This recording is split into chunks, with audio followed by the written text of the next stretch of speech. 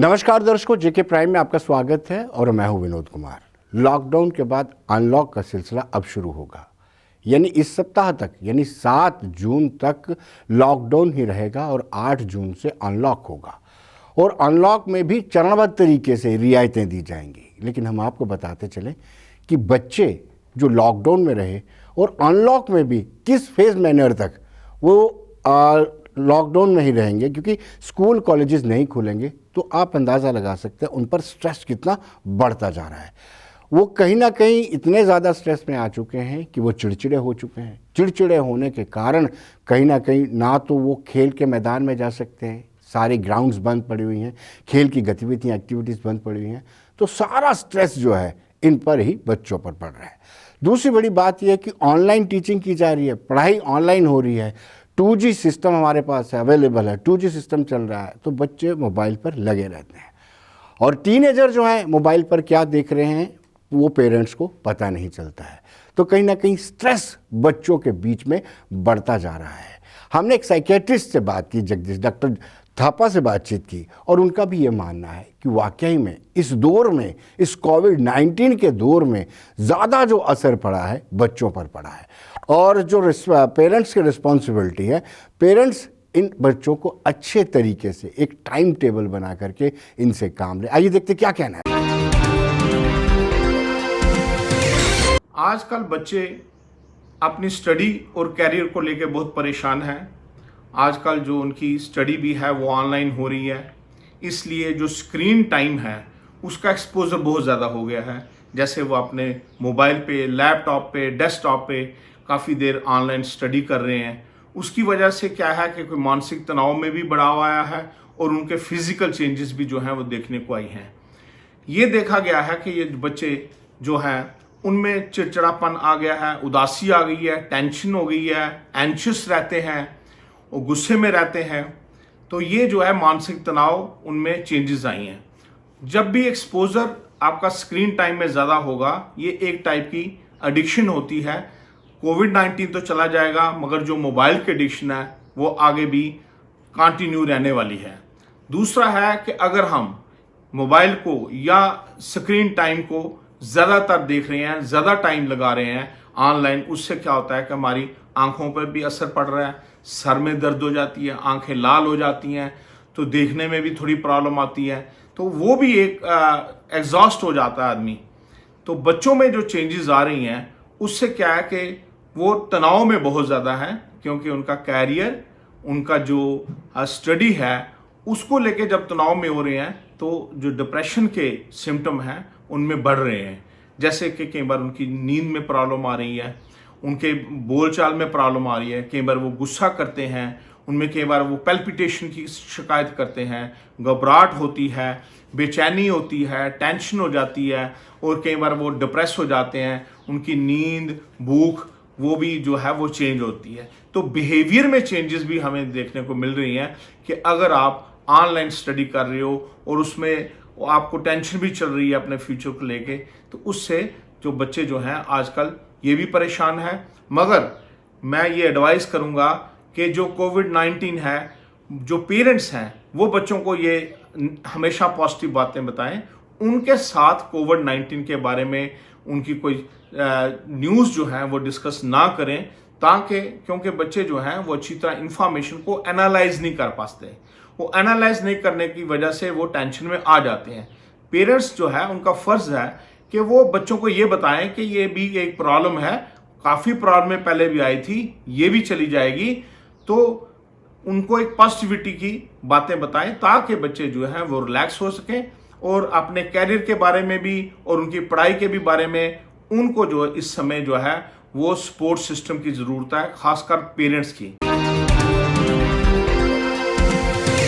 दर्शकों, हमने डॉक्टर रविंद्र गुप्ता जो चाइल्ड स्पेशलिस्ट है उनसे भी बातचीत की, और उनका भी ये कहना था कि निरंतर बच्चे जब मोबाइल पे लगे रहेंगे, टैब पे लगे रहेंगे, लैपटॉप पे लगे रहेंगे, तो कहीं ना कहीं उनकी आंखों पे स्ट्रेस पड़ेगा। आंखों पर स्ट्रेस पड़ेगा तो दिमाग पर भी इसका सीधा असर पड़ेगा। और पेरेंट्स को चाहिए कि एक टाइम बना लें, उससे ज़्यादा उनको मोबाइल टैब नहीं दें। लेकिन बदकिस्मती की बात यह है कि जब आपकी सारी स्टडी ऑनलाइन होनी है।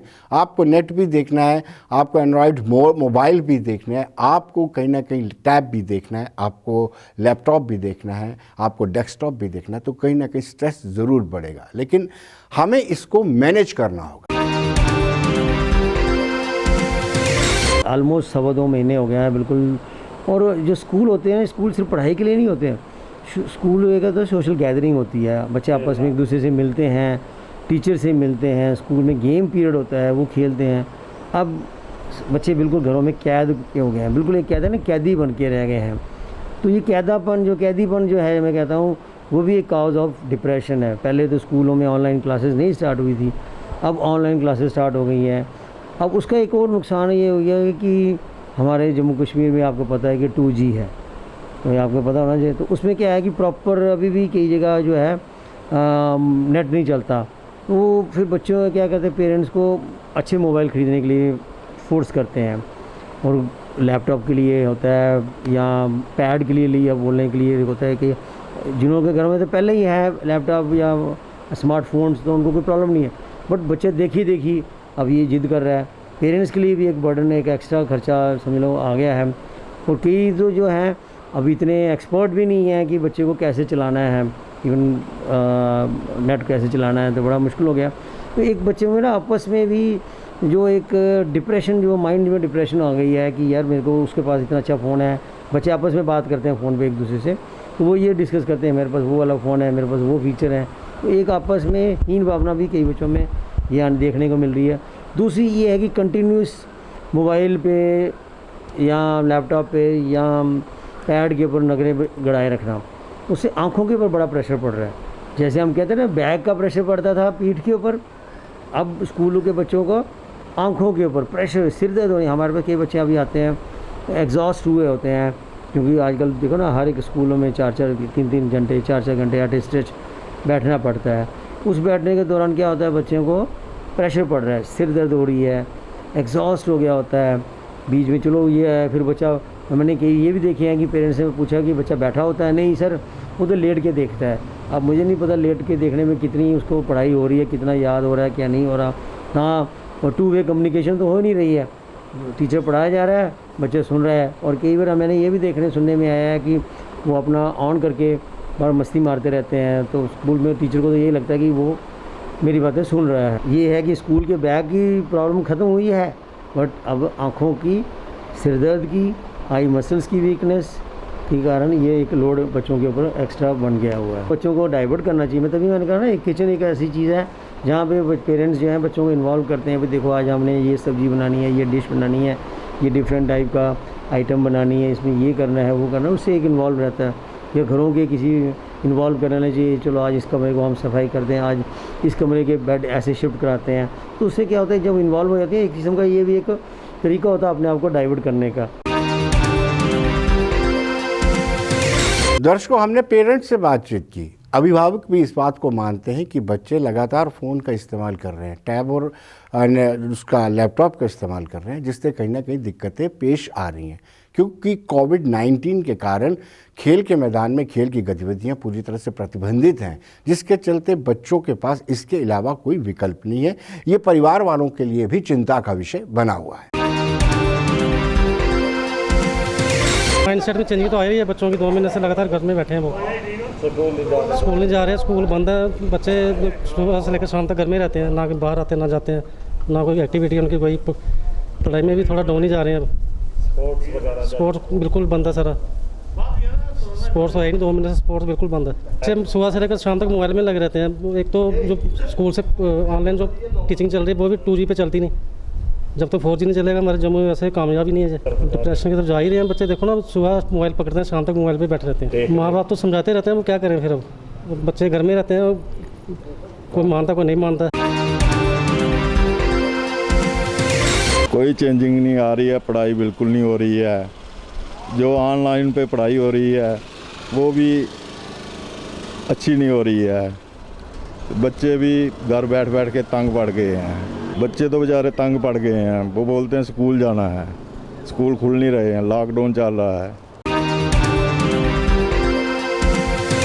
दर्शकों, टीचर्स की बात करें तो टीचर्स का कहना है कि ऑनलाइन स्टडी इतनी आसान नहीं है और ना ही अभी तक बच्चों में ऐसी क्षमता बन पाई है, कैपेसिटी बन पाई है कि वो ऑनलाइन स्टडी कर सकें। स्कूलों का सिस्टम अलग होता है, स्कूलों में डिसिप्लिन रहता है, लोग यूनिफॉर्म में आते हैं, बच्चों को ये पता होता है कि क्लास में किस तरीके से बैठना है। तो कहीं ना कहीं ये दिक्कतें सामने पेश आ रही हैं। जब तक स्कूल नहीं खुलेंगे, रूटीन में बच्चे स्कूल में नहीं आएंगे, तब तक ये सिलसिला चलता रहेगा। डेवलपमेंट तो नहीं हो रही है बच्चों की, क्योंकि मोबाइल से उतनी एक्टिविटी नहीं हो पा रही है जैसा बच्चा स्कूल में करता है। जैसे बच्चा स्कूल में बिल्कुल एक्टिव होकर पढ़ाई करता है, टीचर का ध्यान रहता है हर एक्टिविटी में, चाहे वो प्लेइंग एक्टिविटी हो, स्टडीज़ की हो, हर मैटर में बच्चा हर चीज़ में डेवलप हो रहा है।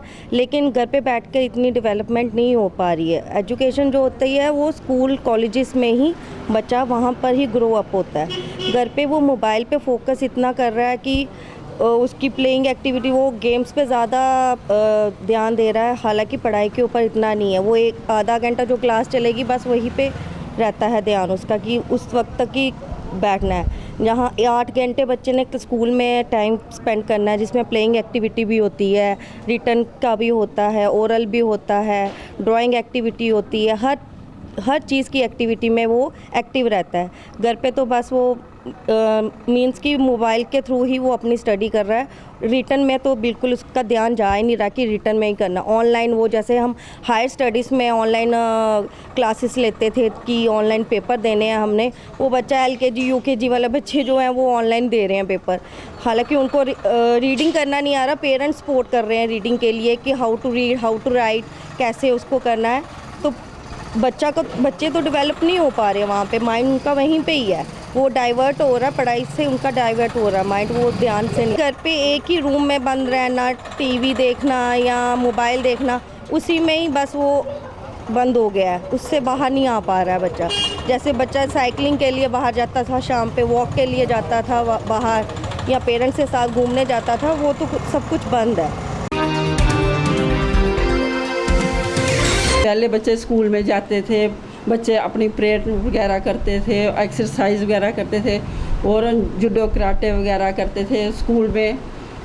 और भी बहुत सारे ऐसी एक्टिविटीज़ है जो बच्चे स्कूल में करते हैं। अपना डिबेट वगैरह होती थी, बच्चे फिर एक टाइम टेबल होता था, जो स्कूल का एक टाइम टेबल होता है, वो बच्चे जो टीचर जो हैं वो बच्चे को टाइम के मुताबिक बच्चे को पढ़ाते थे अपने पूरा। फिर शाम को बच्चा बेचारा ट्यूशन चला जाता था और सारा काम वो करते थे बच्चे वगैरह। तो अब जो आज का जो बच्चा है, अपना कोरोना वायरस के कारण वो एक लॉकडाउन होके रह गया और बच्चे भी चिड़चिड़े हो गए हैं और कुछ पेरेंट्स जो हैं वो भी चिड़चिड़े हो गए हैं। बच्चा जो है वो तो तंग करेगा ही पेरेंट्स को, पर पेरेंट्स को चाहिए कि बच्चे का इस ढंग से शेड्यूल बनाएं कि बच्चा जो है वो चिड़चिड़ा ना हो और डिप्रेशन में ना जाए।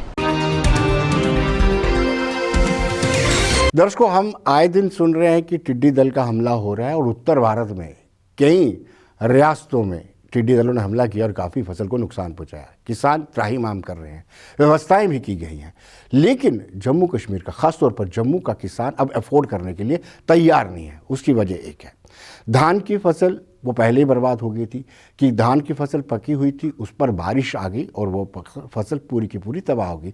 उसमें सरकार ने कहीं असेसमेंट भी की, लेकिन अभी तक कुछ लोगों को मुआवजा भी मिला और कुछ लोग कह रहे हैं कि अभी तक कोई मुआवजा उनको नहीं मिला है।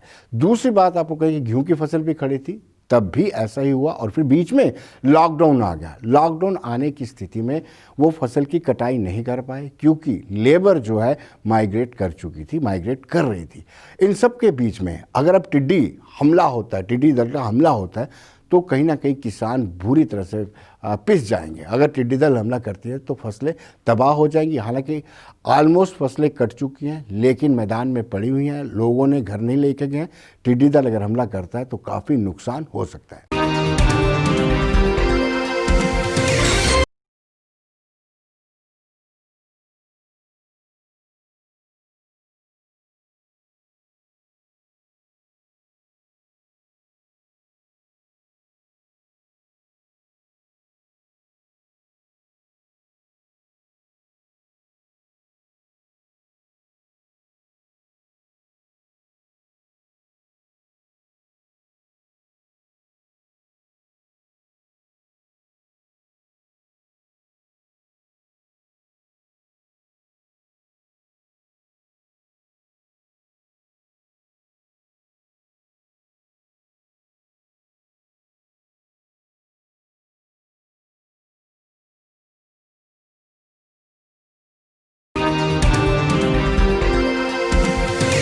हमारे किसानों को एक जो नया दल आया है, त्रिडा दल, जो सता रहा है, क्योंकि इन्होंने पूरे पंजाब में और राजस्थान में हमारी जो किसानों की फसलें हैं, चाहे चारा है, चाहे पनीरी है, चाहे तरबूज की फसल है, चाहे खरबूजे की फसल है, चाहे और भी जितनी हमारी सब्जियों की फसलें हैं, ये सारी बर्बाद हो गई हैं। और हम चाहते हैं कि अगर ये त्रिडा दल हमारे जम्मू कश्मीर में आ गया तो हमारे किसानों का जो है वो जीना हराम कर देगा, क्योंकि हमारे पहले भी अभी हमारी जो 2 फसलें हैं, चाहे पैडी की चाहे गेहूं की, ये भी बर्बाद हो चुकी हैं। और ये अगर त्रिडा दल जो हमारे जम्मू कश्मीर में आ गया तो हमारे जो किसान हैं उनकी बुरी हालत होगी। हम अपनी सरकार, अपने लेफ्टिनेंट गवर्नर मुर्मू साहब से और हमारे जो केंद्र की सरकार है, हम इनसे निवेदन करते हैं कि इनकी रोकथाम के लिए कड़े जो कदम है वो उठाए जाएं। सानू साड़ी जिहड़ी स्टेट है J&K यूटी बनी दी है, इहदा भी सानू बड़ा खतरा है। LG अगे ये अपने गवर्नर LG अगे ये रिक्वेस्ट करने भाई इहदा रोकथाम वास्ते कोई तो कोई उपाय किया जाए। अगे भी साड़ी 2 फसलां ने जिहड़ियां मुंजी दी ते कणक दी 2 फसलां साड़ियां मारी गईयां ने।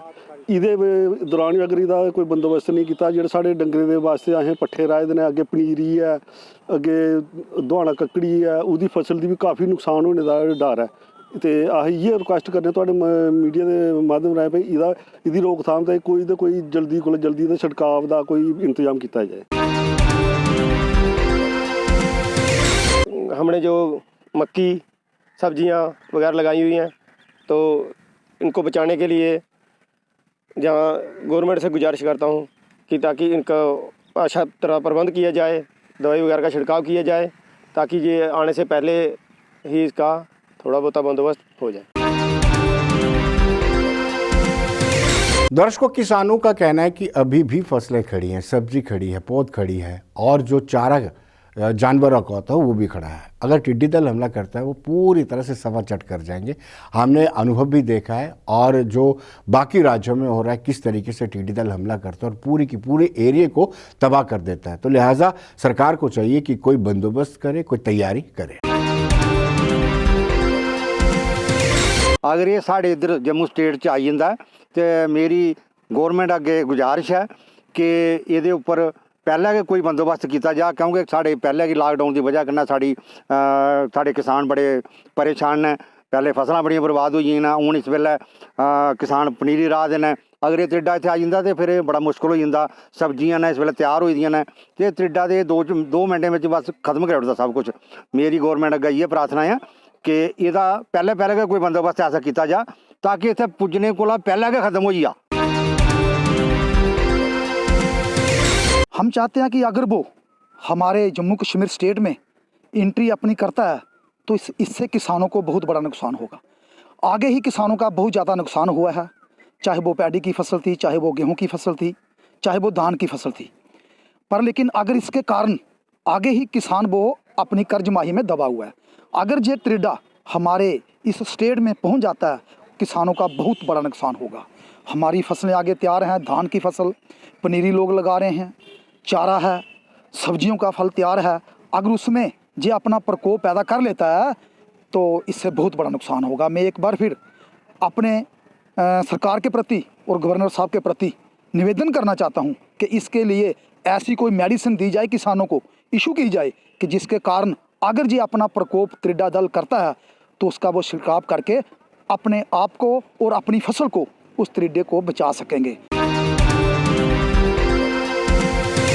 तो दर्शकों, वहीं कृषि विभाग के अधिकारियों का दावा है कि डिपार्टमेंट ने पूरी व्यवस्था करके रखी हुई है। किसानों के लिए पंप की व्यवस्था कर रखी हुई है, जरूरी पड़ने पर जो छिड़काव किया जाना है उसकी व्यवस्था करके रखी हुई है। यानी डिपार्टमेंट की माने तो डिपार्टमेंट पूरी तरह से सक्षम है इस टिड्डी दल से निपटने के लिए। हमारे जम्मू कश्मीर स्टेट में ये नहीं आया है, लेकिन उसके लिए महकमा ज़राअत की तरफ से तैयारियां की जा रही हैं। हमारे पास इसमें एक तो प्लांट प्रोटेक्शन इक्विपमेंट चाहिए, जिसमें स्प्रेयर्स होते हैं, मशीन्स जिनसे हम स्प्रे कर सकते हैं, दवाई का छिड़काव कर सकें, और वो इंसेक्टिसाइड्स जो उसको मार सकें। इंसेक्टिसाइड्स में जैसे मैलाथियान है, कॉपर क्लोरपाइरिफास है, ये 2 नॉर्मली स्प्रे किए जाते हैं। और भी कुछ ऐसे इंसेक्टिसाइड्स हैं जिससे इसको हम मार सकते हैं। तो उनकी मिक़दार यहाँ पर जम्मू डिस्ट्रिक्ट में है। तो बाकी जो स्प्रेयर्स हैं फार्मर्स के पास भी हैं, छोटी मशीनें जब जिसे हम कहते हैं नैपसेक स्प्रेयर है, फुट स्प्रेयर है, वो भी हैं। तो लेकिन जहाँ तक सवाल है, अगर ये स्वार्म अंदर आ जाता है तो उसके लिए हैवी मशीनरी की ज़रूरत पड़ती है, जैसे ड्रोन्स की ज़रूरत है। तो वो भी हमारी गवर्नमेंट उसके लिए भी शायद तैयारी कर रही होगी। तो अभी तक जो यहाँ र्यूमर्स वगैरह हैं कि अरनिया आरसपुरा में टिड्डी दल आया है, वो नॉर्मल इंसेक्ट है, वो एक्चुअली ग्रॉस हॉपर है। ग्रॉस हॉपर और ये जो टिड्डी है, जो लोकस्ट, डेजर्ट लोकस्ट है, ये मिलते जुलते हैं, एक जैसे होते हैं शक्ल में एक जैसे होते हैं, थोड़ा सा कलर का डिफरेंस होता है। तो वो उसको हम ना समझें। जो हमारे पास यहाँ ग्रॉस हॉपर है, वो ग्रॉस हॉपर है, वो भी छलांगे मारता है। टिड्डी दल तो बहुत उड़ता भी है और छलांगे भी मारता है, उड़ता भी बहुत है। तो उसको हम ये गलती से ये ना मान लें कि ये लोकस्ट है। लोकस्ट जब आएगा वो स्वार्म में आएगा, दल में आएगा, और बहुत तादाद होगी उसकी, करोड़ों में। उसकी जो अगाड़ी पिछाड़ी की जो है ना लेंथ भी, वो भी किलोमीटर्स में ही होगी, उसकी ब्रेड्थ भी उसकी किलोमीटर्स में होगी। तो पहले हम ऊपर वाले से मांगते हैं कि वो यहाँ ना पहुँचे, हमारे पूरे इंडिया में भी इसका खात्मा किया जाए, और जहाँ तक पहुँचा है उससे आगे ना बढ़ पाए। तो जम्मू कश्मीर में जहाँ तक मेरा इस वक्त का लेटेस्ट नॉलेज है, अभी तक नहीं आया है। तो फार्मर्स को भी हम इन्फॉर्म कर रहे हैं, और अपने स्टाफ को भी हम कह रहे हैं कि सतर्क रहने के लिए, तैयार रहने के लिए। और ये भी हम उनको बता रहे हैं कि ट्रेनिंग्स भी दे रहे हैं कि किस तरह से इसका कंट्रोल किया जाए, क्या हमने उस ज़रूरत में क्या क्या करना है। तो वैसे इसके जो कंट्रोल मेजर्स हैं, एक तो केमिकल कंट्रोल है, जो मैंने बताया कि इसको इंसेक्टिसाइड्स का स्प्रे किया जाता है। उसके बाद कुछ डिचेस बनाई जाती है, बीटिंग होती है, ड्रम बीटिंग होती है, शोर नॉइज़, उससे भी भागता है। तो कुछ फार्मर्स को भी कंट्रीब्यूट करना होगा उस टाइम में, अगर in case let us hope कि ये ना आए। तो हमारे डिपार्टमेंट तो सामने है इसके डिफेंस के लिए, इसको मारने के लिए, तबाह करने के लिए, इन केस अगर ये आता है। दर्शकों, पुंछ और राजौरी दोनों ऐसे ट्विंस जिले हैं जो बिल्कुल एलओसी के साथ सटे हुए हैं, और पाकिस्तान लगातार सीज़फायर का उल्लंघन करता है। और ख़ास तौर पर जब से 370 में संशोधन किया गया, तब से पाकिस्तान निरंतर सीज़फायर का उल्लंघन, ऐसा कोई दिन नहीं होगा जिस दिन पाकिस्तान ने इन दिन जो दोनों जिलों में से किसी एक पर हमला नहीं किया होगा, यानी सीज़फायर का उल्लंघन नहीं किया होगा। और बीती रात को भी पुंछ और मेंढर में लगातार सीज़फायर का उल्लंघन हुआ। रिहायशी इलाकों को टारगेट बनाया गया, और रिहायशी इलाकों को टारगेट इसलिए बनाया जाता है कि लोग अपनी ही सरकार के खिलाफ बोले। लेकिन इसमें पुंछ में एक मवेशी घायल हो गया है, और मेंढर में एक व्यक्ति गंभीर रूप से घायल हो गया है। और लोगों का ये मानना है कि दिन में वो वायरस से लड़ते हैं, दिन में वो कोविड-19 के साथ जद्दोजहद करते हैं, और रात को वो सीज़फायर के साथ दुबक के रह जाते हैं। जब पाकिस्तान उन रिहायशी इलाकों में गोलाबारी करता है, तो उनको किसी कॉर्नर में दुबक कर रहना पड़ता है। पूरी क्रैक होगी, 2 जगह से बिल्कुल क्रैक।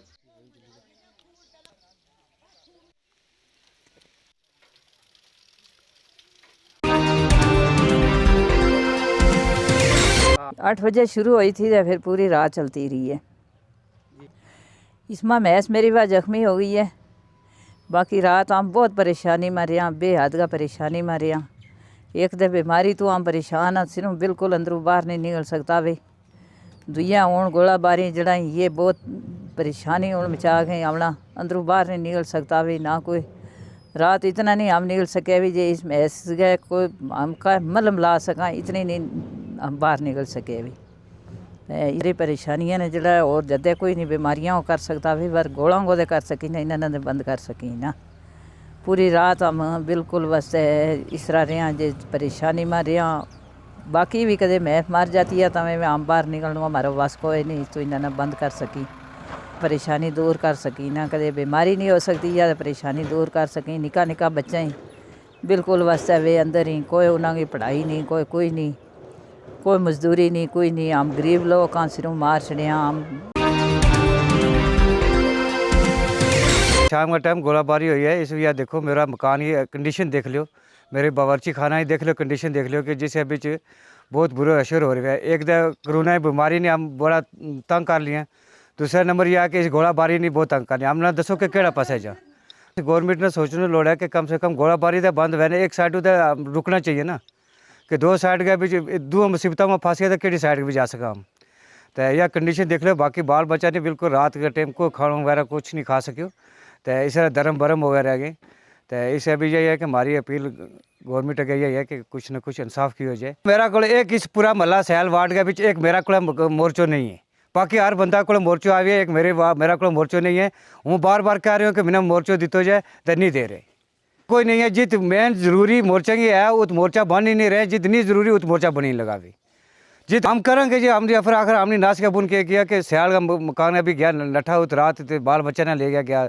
और मैं तो बार बार क्योंकि मैंने मोर्चा की जरूरत है, मैंने मोर्चा की जरूरत है। कोई मोर्चा वास्ते मान नहीं रहे हूँ। या अपनी हुकूमत के अर्ज करूँ कि भाई हमने मोर्चो दितो जाए तो कुछ न कुछ हमारी जान बच जाए। अगर एक कोरोना बीमारी लगी हुई है, दूसरे नंबर गोलाबारी है। एक गोलाबारी ने तो बंद करो चलो बाद एक अल्लाह की तरफ आ गई। तो यह आखिर गवर्नमेंट कुछ न कुछ हल कर सके। दर्शकों, मेंढर में भी बीती रात सीज फायर का उल्लंघन हुआ और वहाँ पर भी एक व्यक्ति इंजर्ड हो गया। और उनका ये मानना है कि ये टाइमिंग जो है पाकिस्तान की है, हालांकि टाइमिंग वाली कोई बात ही नहीं है।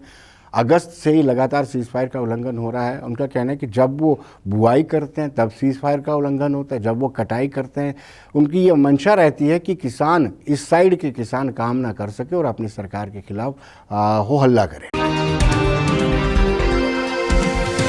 हम रात को सोए हुए थे, यानी शाम से ही हमारे उधर बॉर्डर में शेलिंग हो रही थी। लेकिन जब रात के 3:30 बजे तो हमारे गांव में ये शेलिंग नीचे आने लगी।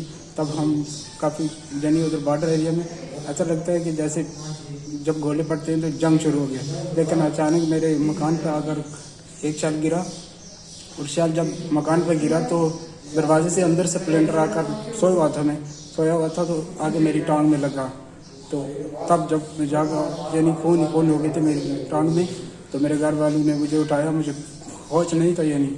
तो मैं अपनी तमाम एडमिनिस्ट्रेशन से यानी और गवर्नमेंट से अपील करता हूँ कि एक मेरी बात नहीं है, बॉर्डर बेल्ट के तमाम लोगों की बात है।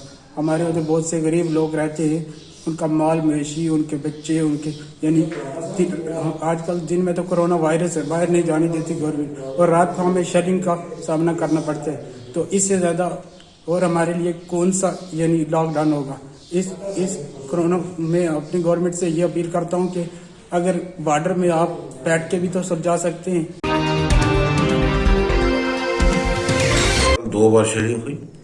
कल को रात को 10 साढ़े 10 बजे के करीब हैवी शेलिंग हुई, मॉर्टर शेल हुए बालाकोट एरिया में जो हमारा है उसमें। तो उसमें तो कोई इंजरी नहीं हुई। तो ये सुबह जो अर्ली इन द मॉर्निंग 3 बजे के करीब शेलिंग हुई है, हैवी शेलिंग हुई सुबह दोबारा। तो उसमें जो ये गोलद एरिया हमारा ऊपर, इसमें एक लड़का यासर सन मोहम्मद रशीद एज 25 साल, उसको स्प्लिंटर इंजरी जो है वो आई हैं बाएं थाई पर।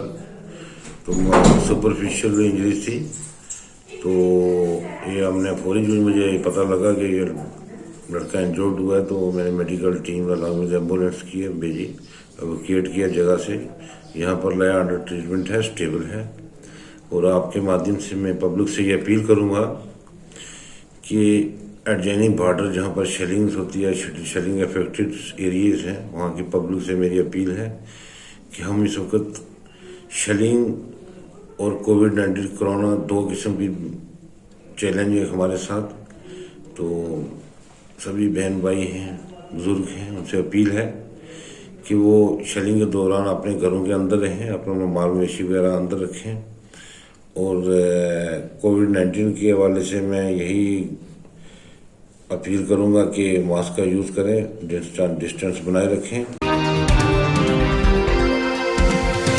तो दर्शकों, आज के कार्यक्रम में बस इतना ही। कल फिर होगी मुलाकात। मुझे और मेरी पूरी टीम को दीजिए इजाज़त। नमस्कार।